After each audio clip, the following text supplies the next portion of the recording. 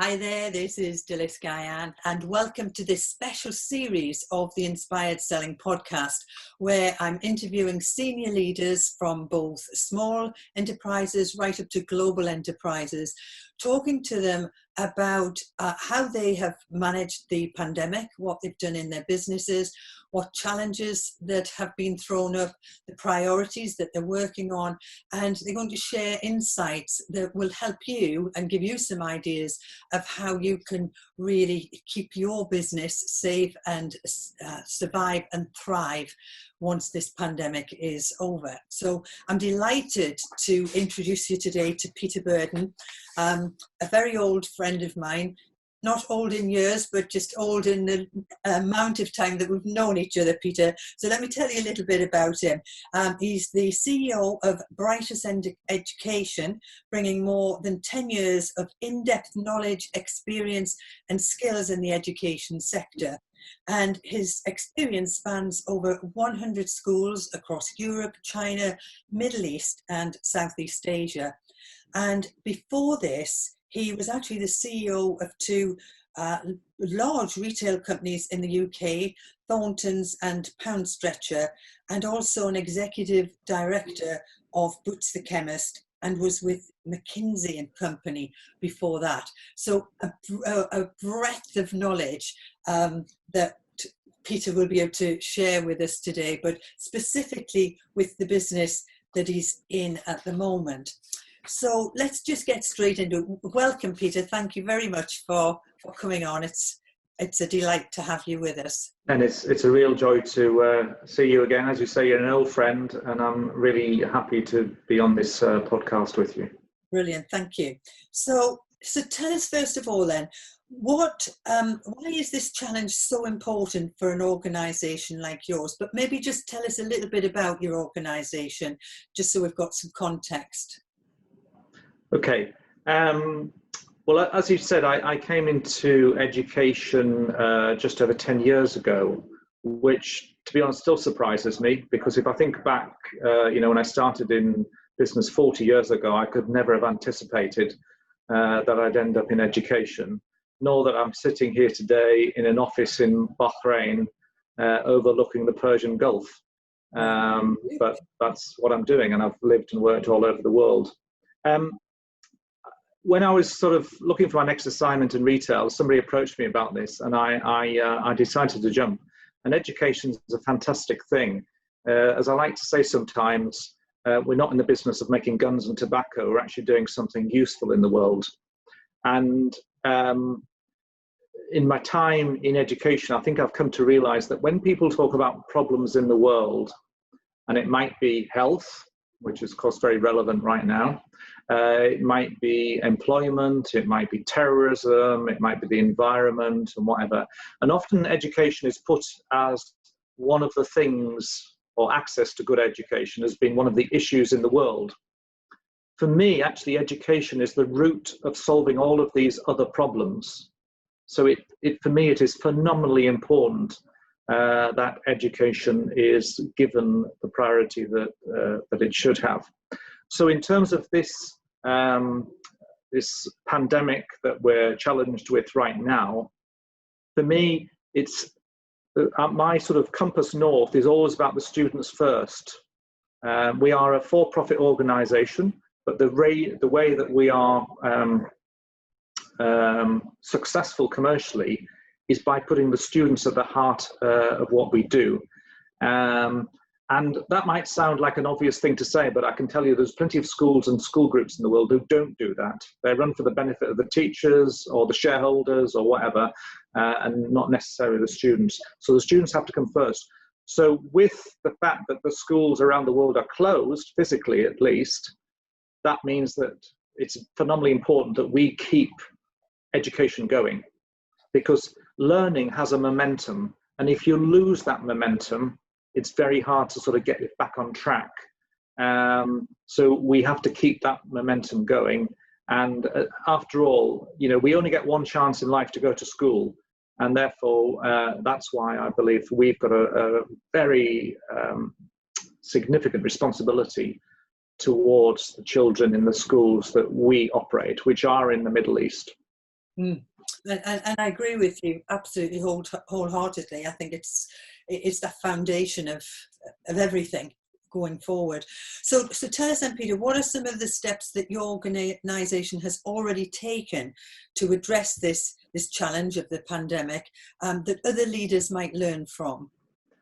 Okay, well, I've given that question some thought. Now, I've tried to come up with things which are generic in a sense, so they aren't necessarily to do with education, because I'm sure many of the people, in fact, most of the people who are hopefully watching this are probably not from the world of education. And it struck me that there are four things that I think I've learned in the last few months. The first is that we got to recognize the current period as an opportunity, not a challenge. Mm-hmm.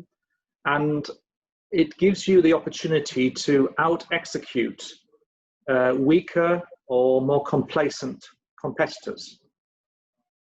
Okay. So if I think about, what's happening here in the island of Bahrain, and there's a great range of schools from very premium to, budget in terms of fees, as well as government schools.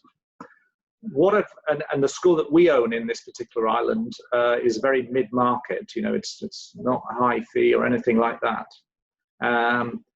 But the distance learning we've put together, we're being told, is better than what the most expensive school in the island is doing. Right. And what is starting to happen because of what the changes we're bringing to this school, which we only bought about 6 months ago, is we're starting to get parents saying, well, why should I pay all of this money for these very expensive schools when I get something just as good for a much cheaper price? And so that, there's an element of complacency. And then there's the weaker schools, which are maybe struggling a bit financially, and they may end up closing. And, students will then go to other schools, hopefully to some of ours. So the first thing is that it is an opportunity to draw ahead, because when the tide is against you, it's the strongest swimmers who kind of succeed. That's the first thing I think I've learned. The second thing is that you've got to innovate your offer. So schools, to some extent, have had a little bit of experience of distance learning. So we talk in education about blended learning, which is a mixture of sort of online and physical in the classroom thing. But none of us, including our schools, has ever done it particularly well. So you've got to really think about how you're going to do it. What technologies do you have available? So most schools didn't have, the full suite of necessarily Zoom, Google Classroom, and all these other kind of things. And to a degree, you had to work with what you got. So you had to innovate with that. And then you had to sort of recognize that you wouldn't get it right first time, that you needed to sort of adapt what you were doing. So to give you a slightly ridiculous example, we started with the school here in Bahrain, but it was the same in the other ones, using Zoom to do live classes. One of the grade 11 students obviously gave the login details to a friend of his, who then crashed one of the classes and started showing pornography. Oh. So we had to shut it down immediately. Yeah. So that's led us to we're not doing live classrooms unless it's locked down in terms of who can enter. Mm. So again, you learn the hard way about this. And, some schools, go on. In place, haven't they? Zoom have put securities in place now. Yeah, but there's always been the facility that you can regulate who comes into your meeting. Mm. But because nobody ever really used Zoom that much, people didn't realize the functionality of it, and things like that. And some schools, the complacent ones, all they do is they put an assignment online and there's no kind of interaction. Yeah. And that doesn't necessarily work. So you've got to innovate your offer.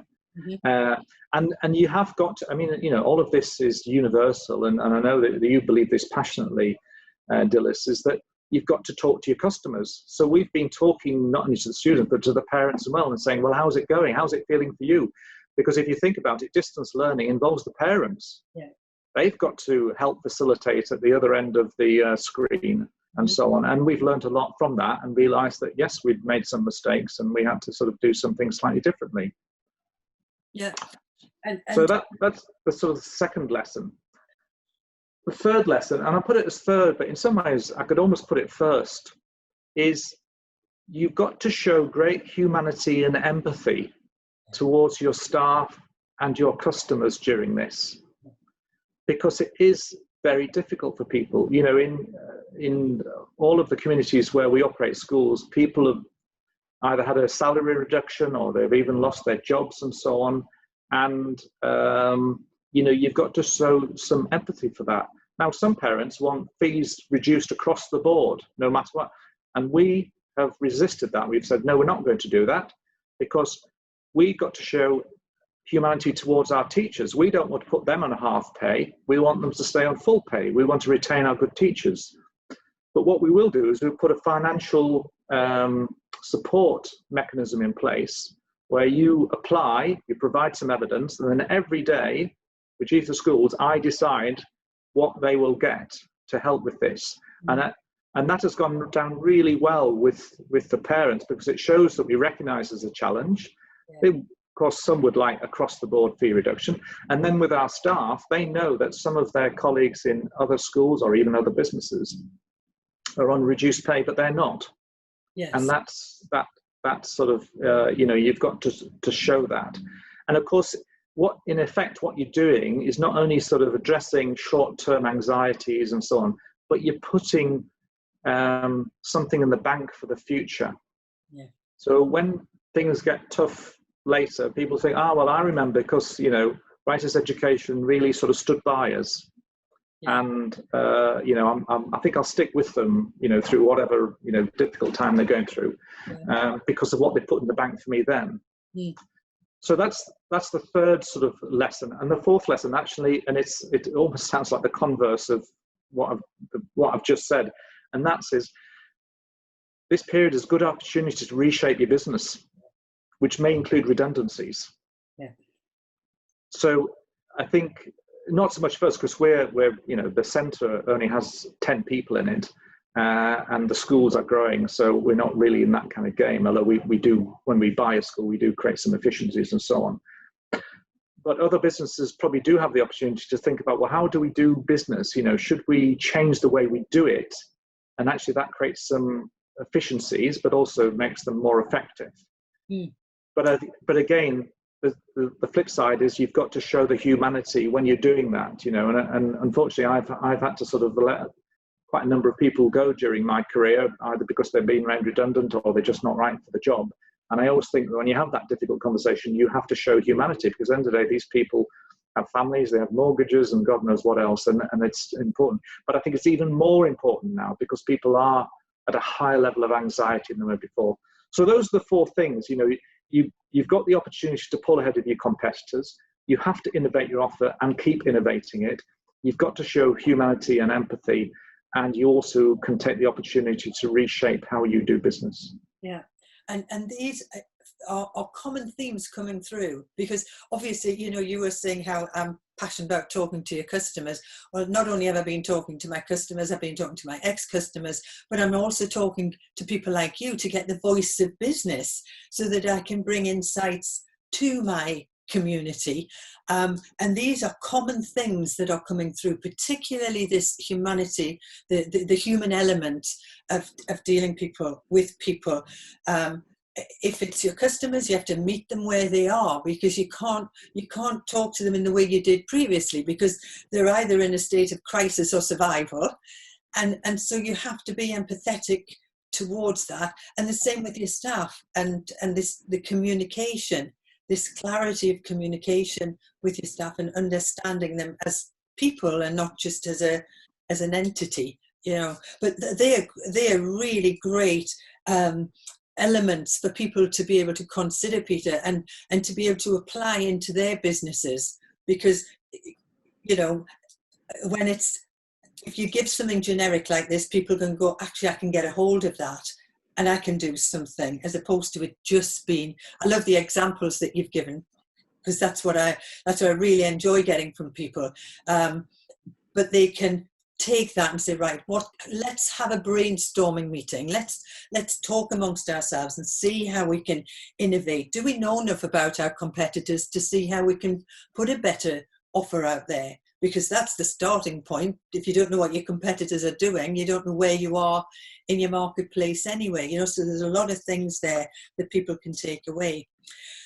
So from where you are now, what are your, let's say, 2 of your must-do priorities, particularly facing the pace of things, but also the way things are kind of course correcting? What have you got? Yeah. Well, I think my 2 greatest priorities is that, first of all, for our schools, that when after the summer break, when they open in September, in the territories where we operate currently, which is Bahrain, Saudi Arabia, and the United Arab Emirates, it looks as though the schools will be physically open, although the ministries are still sort of umming and ahhing a bit. But it looks like they'll be physically open, but there'll be some degree of social distancing. And we're trying to think, how on earth can we provide this sort of blended learning model, which I mentioned earlier, in an effective way? It'd be very easy to say, right, Group A of kids, you turn up on Monday or a Sunday in this part of the world, yeah. Group B on Tuesday, and so on. So you only get 1 day schooling a week. Well, we're trying to think, how can we get 5 days of schooling per week in some sort of clever kind of way? And for example, in the school here in Bahrain, we have a massive sports hall. So we could get a lot of the students in there at once and actually set them some kind of challenge, which may involve some degree of research. And we're just investing in Chromebooks for all of them, and they could be running around the school, although it's getting a bit hot at the moment. It's almost touching 40 degrees now. But anyway, we can find some kind of innovative way. So we're having to think about, how do we keep raising the ante on how we do things? The second priority, to be very honest, is chasing parents for fees, because they're not very keen on paying them. And so what we're having to constantly do is to sort of illustrate what's the value that we're giving, because it's not about being the cheapest, it's about being the best value for money. And it's saying, you've got to pay your fees, because otherwise you've got to go and find another school for your children. Mm-hmm. But we offer great value for money, but we have to keep telling people why that is, and we can do it through part of this distance learning, but also talking about, well, what we're going to do in the future to enrich the education and so on. But sometimes you just got to be tough with your customers, because at the end of the day, you're not a charity. You can't just sort of let them get away with it. Mm. And I know it's difficult for people, but that's why we put the financial support mechanism in place. But if you haven't asked for that, I'm afraid you've got to pay your fees. Yeah. And we, with the schools that we buy, part of the improvement is actually making them more professional in how they do that. Because at the end of the day, I've got to pay my salaries. They don't work for nothing. Yeah, exactly. So it's innovation and chasing the money. Yeah, and again, good communication, because absolutely. Making sure that they understand what the value is, because a lot of businesses will be chasing the money, but they don't add that bit of communication around the value. I found that all through my career. Mm-hmm. That, and I've probably been guilty of it myself as well, is that you've become very complacent about what you're offering. And what might be very obvious to you as a benefit or set of benefits to do with the product is not obvious to everybody else. Yeah. And you've got to sort of, and of course you've got to customize that message a bit. So the way, to take, my world, if I'm talking to the parents of somebody who's in the early years, I'm going to be having a different kind of conversation with somebody who's in, the secondary school. Yeah. Because the benefits are totally different. Yeah. Relevance. It's always got to be relevant to whoever. Yes. Yeah. It's got to be, it's got to be relevant, and it's also got to be authentic. Yeah. I know that's a bit of a cliche these days. People talk about authenticity, but it does actually have meaning, and too many businesses are still not authentic in the way they're talking. They use corporate speak.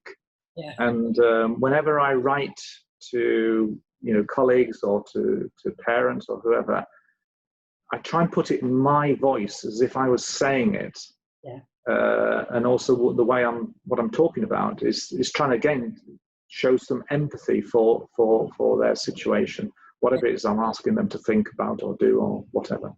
And that again goes back to the human aspect of things. Yes. It all ties in. Right, so you've done some great things at the beginning, and I'm sure you're continuing to do that. You've got your priorities. What are the biggest challenges that you've got?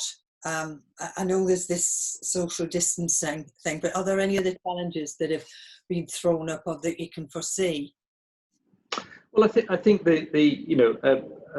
an education or a school's business it's a bit like retail. It's you're delivering the product through lots of people.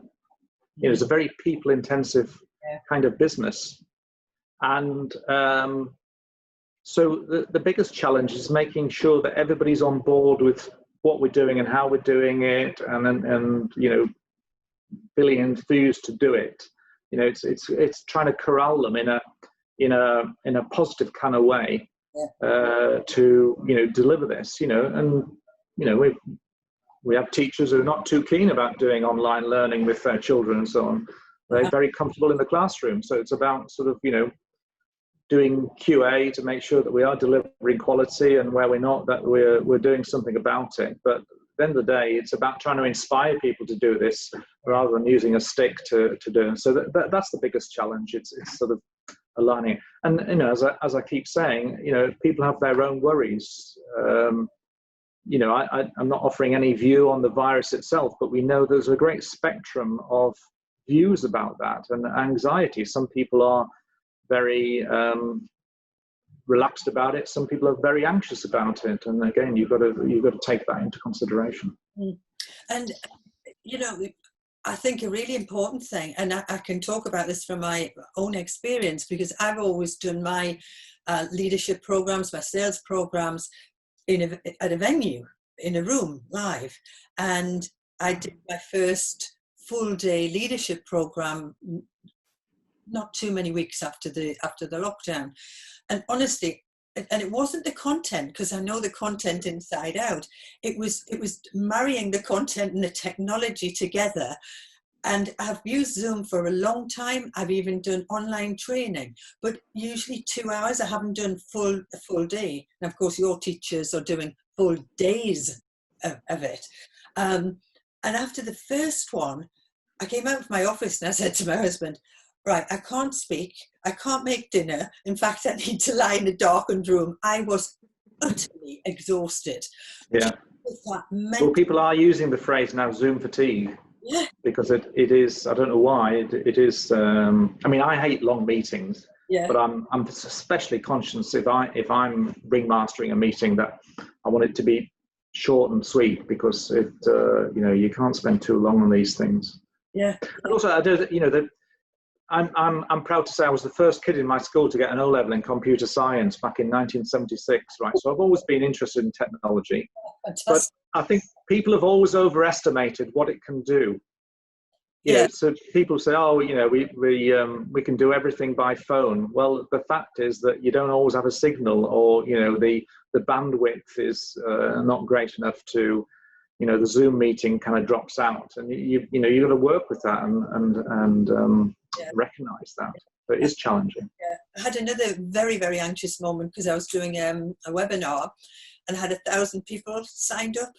And I thought, oh my God, I hope they don't all turn up. I hope some of them just watch the replay. And because I'd never done it before, I had never tested whether I could have 1,000 people. And then there's the ones who leave their microphone on, and you get all the feedback happening. You've got to try and tell them all to turn their microphones off unless they're actually speaking. But you see, and all of those kind of challenges. And I've been talking about this a lot in terms of setting the rules of engagement, because with something like that, you've got to have a ringmaster. I like that word. You've got to have a ringmaster who actually runs it, because you can't just have everybody speaking over each other and so on. Another challenge of this is that the people who are involved with using the technology have to have the ability to be able to do it, and the support from their leaders in terms of them really caring for the people, because there's a big mental health issue here as well for people, and there's the loneliness because you haven't got the people to chat to, and and maybe having kids to homes, working from home, and they might have their own kids at home that are having to be homeschooled and working off two ends of a table with a partner, and it's all in the mix in terms of that. But equally, I agree with you, but we have quite well developed social media these days. We have these mechanisms like Zoom, and of course there's plenty of other products like it. In one sense, we have the potential to be even closer to our families and friends, lockdown or no lockdown. My children are all over the world, but I speak to them face to face very regularly, which when I first went overseas 30 odd years ago, I wouldn't necessarily see my parents, as it was at that time, face to face for months and months. But now we can do that, and so on. But as you say, it's not instinctive for everybody to use these technologies. And I think this is really incumbent upon the leaders to ensure that their people are good and safe, and mentally okay, and have the skills to be able to carry out the jobs that they need to be doing. So, looking at these challenges, then, what's been the biggest hurdle that you've bumped into trying to sort all of this out? I think probably when we were, the early days of the lockdown, the schools closing, it was the sort of lack of creativity in the thinking. Oh, we'll just place a few assignments. We'll just email some assignments to the kids, and let them get on with it. Well, I'm sorry, that's not good enough. So it's that inertia. It's that, the old thing about the comfort zone.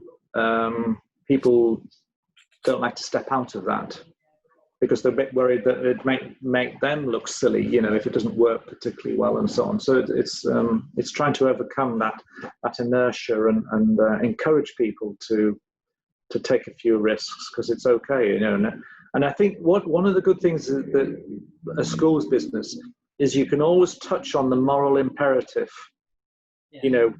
We have a responsibility to these kids. They only get one chance in life. Whereas, going back to my days of selling chocolates at Thorntons, there was no moral imperative in that.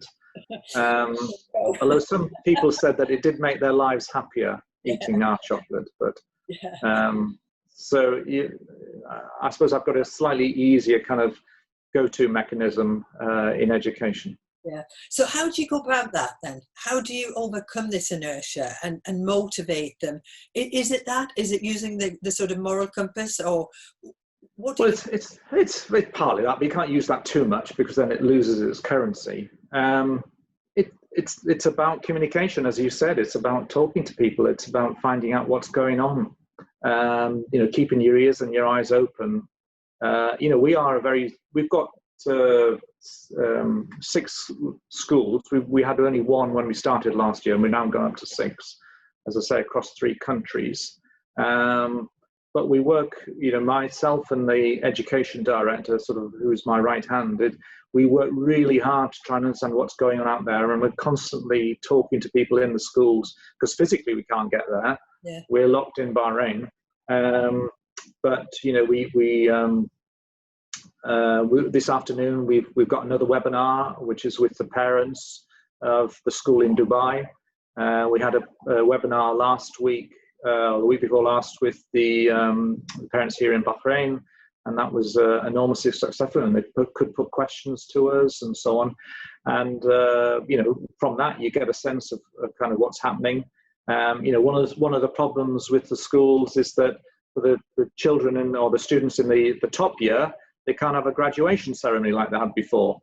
So we've just polled the 176 graduates of grade 12 here in Bahrain about what they want to do. They can have some kind of drive-through graduation, or then wait till afterwards. And the majority said, well, we'd rather wait till afterwards.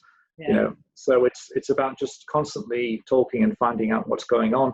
And then in terms of the people within the schools who have to deliver whatever it is, as I say, it's just staying in touch with them and trying to reassure them and so on. And of course, we don't get it right all the time. We make mistakes, and I've probably never been as busy in the last few months as I have for a long time. Whereas in many other sectors of activity, businesses, it's the level of activity has gone down. Ours seems to have gone up.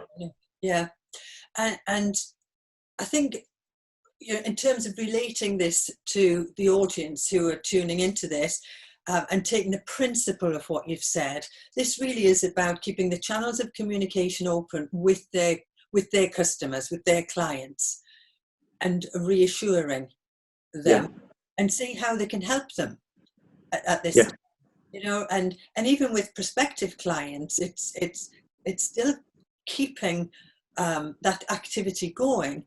But it's not necessarily to sell. There's still plenty of businesses that are thriving. So it's about finding those for a start. But it's approaching them and saying, how can I help you at this time? And then being there for them when this passes, which it will at some point.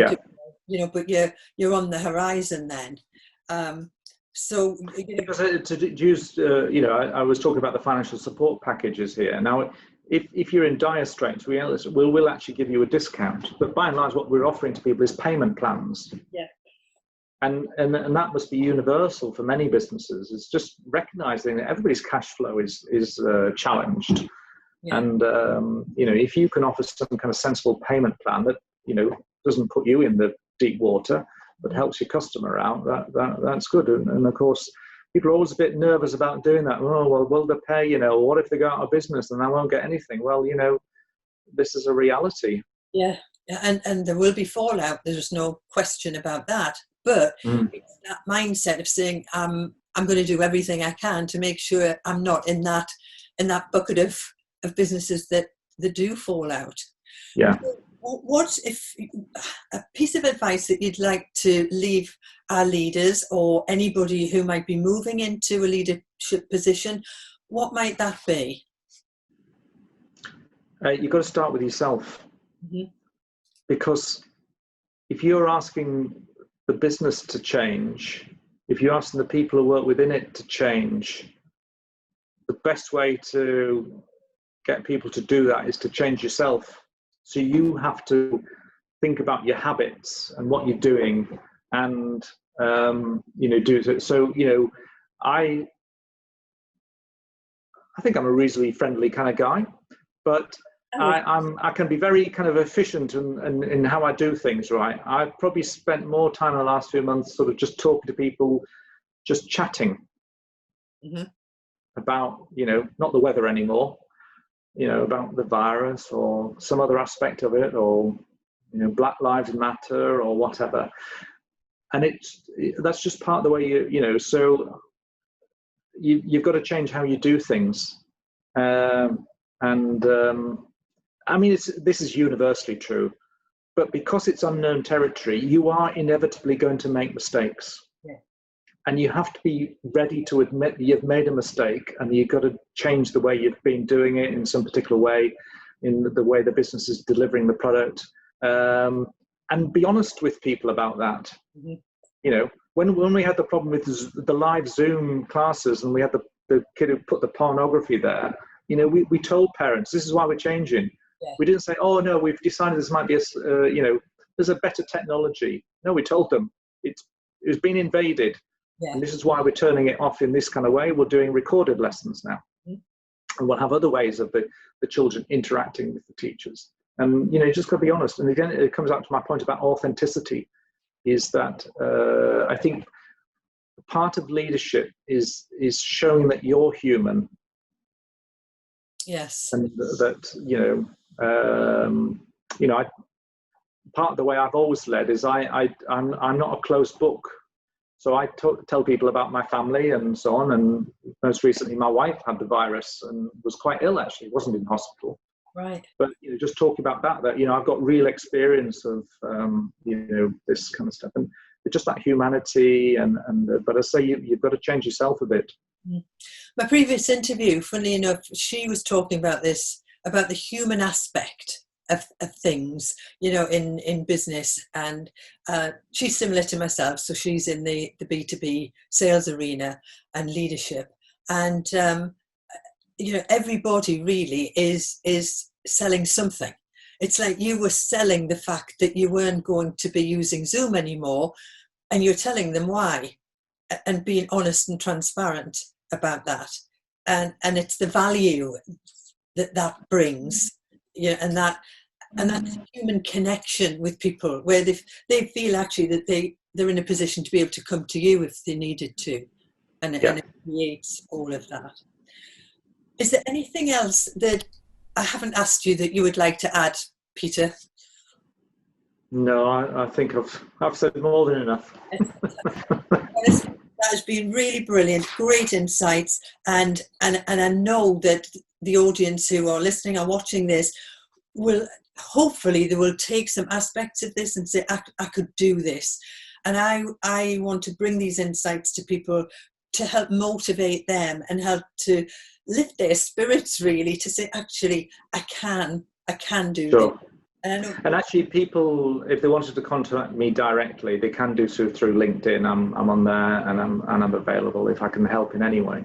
Brilliant. Thank you, Peter. That's very kind of you. And I hope to speak to you again very soon.